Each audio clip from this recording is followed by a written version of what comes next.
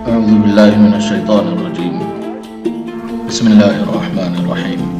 الحمد لله رب العالمين، والصلاة والسلام على سيد المرسلين وعلى آله وأصحابه أجمعين. أما بعد، اللهم لك الحمد كما أنت أهل، صل على محمد كما علمنا ما محترم سامعین و ناظرین، وظائف کی دنیا علماء ہند چینل پر آج کا یہ وظیفہ بہت ہی خاص ہے۔ جو لوگ تنگی حالات کی وجہ سے پریشان ہیں یا قرض سے یا اسباب کی کمی سے جو لوگ پریشان ہیں، ان کے لیے یہ بہت بڑی نعمت ہے۔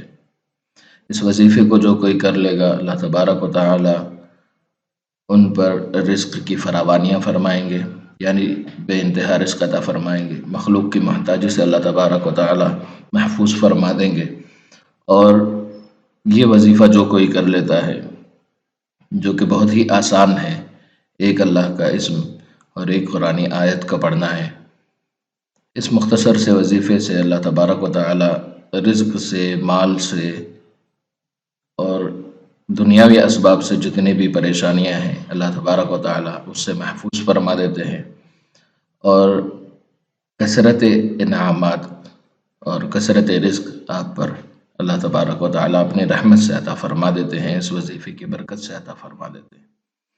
وظیفہ بہت ہی آسان ہے۔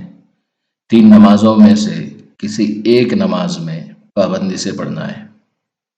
آپ کو اگر آسانی ہوتی ہے فجر میں تو فجر میں، یا آپ کو آسانی ہوتی ہے عشاء میں تو عشاء میں پڑھیں، یا مغرب میں آپ کو آسانی ہوتی ہے پڑھنے تو مغرب میں پڑھیں۔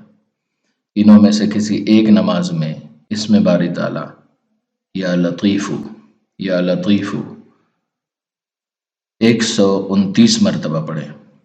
129 مرتبہ یا لطیفو پڑھنے کے بعد قرآن کریم کی ایک آیت، ان اللہ هو الرزاق ذو القوة المتین، ہمیشہ میں کہتا ہوں، چاہے اسم پڑھیں، اللہ کے اسماء الحسنہ میں سے پڑھیں یا قرآنی آیات، اس کو پابندی سے اور ادائیگی کے ساتھ پڑھیں تو انشاءاللہ 1 ماہ کے اندر حالات بدلیں گے۔ اللہ تبارک و تعالی رزق کی فراوانی عطا فرمائیں گے۔ اس عمل کے اول میں سورۃ الفاتحہ 11 مرتبہ اور اخیر میں درود شریف 11 مرتبہ پڑھنا ہے۔ اس کی 2-4 پابندیاں اور ہیں، وہ یہ کہ آپ اس عمل کو جب بھی کر رہے ہیں تو عمل کے شروع کرنے سے پہلے کچھ چھوٹی سی رقم غربا، مساکین یا کسی بچے کو یا کسی بیوہ عورت کو تھوڑی سی رقم صدقہ کریں عمل کے شروع سے پہلے، اور پھر عمل کے دوران کوشش یہ کریں کہ کوئی نماز قضا نہ ہو، اور عمل کی جگہ یا عمل کے لیے خاص مصلی کریں، یا جائے نماز جس کو کہتے ہیں، خاص کریں۔ اور مرد حضرات مسجد میں بھی مصلی لے جا سکتے ہیں کسی ایک نماز کو متعین کر کے، جیسے پہلے بتایا گیا عشاء یا فجر یا مغرب میں، عورتیں اپنے گھروں میں پڑھیں۔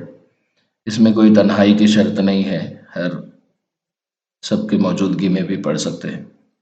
عمل کے دوران زبان کے گناہوں سے اپنے آپ کو بچانے کی کوشش کریں، اور ہر عمل کے بعد، چاہے یہ عمل ہو یا کوئی اور دوسرا عمل آپ کر رہے ہو، ان عملوں کے مکمل ہونے کے بعد جو پڑھائی کرنی ہے، وہ پڑھائی کے مکمل ہونے کے بعد دعا ضرور کر لیا کریں، کیونکہ اللہ تبارک و تعالی عمل قبول کریں گے تو ہی اعمال قبول ہوں گے، اور اس کے برکات، اس کے ثمرات، اس کے فوائد آپ کو ملیں گے۔